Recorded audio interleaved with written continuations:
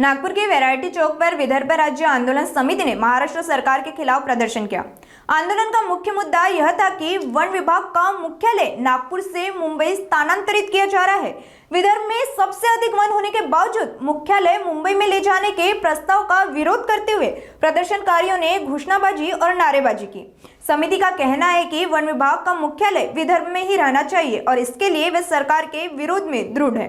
One विभागाचे कार्यालय आवश्यकता नसताना सुद्धा इथून नागपुरातून हलवून ते मुंबईला ट्रान्सफर करण्याचा सुरू आहे आणि त्याच्या मागे पश्चिम महाराष्ट्राचे जे नेते आहे वन खाता ज्यांच्या जवळ आहे गणेश नाईक ते आहे आणि सोबत आपल्या भागातील मुख्यमंत्री जे आहे तेही सुद्धा त्याच्यात आहे आणि कारण त्यांना मलाईदार तिकडे खाते हा मलाईदार खाता आहे आणि तो तिकडे घेऊन जायचा ह्या सरासर नागपूर कराराचा भंग आहे। नागपूर करार जेव्हा 1953ला झाला होता त्यावेळेस 16 संचालनालयाचे कार्यालय आपल्या भागात येणार होते नागपूरला, परंतु ते झालं नाही। फक्त एकच संचालनालयाचं कार्यालय आलं आणि 15 कार्यालय जे आहे ते तिकडे मुंबई आणि पुण्यात पळवण्यात आले, पण एक होतं आता तेही 65 वर्षानंतर पळवत आहे। जेव्हा की जंगल आमच्या गडचिरोलीपासून तर मेलघाटपर्यंत जंगल आहे आणि जंगलाचे वारिसदार आम्ही आहोत, तर आमचा हक्क ते हिरावून घेता हे आता आम्हाला चालणार नाही, म्हणून आम्ही याचा विरोध करत आहोत। वन जिथं आहे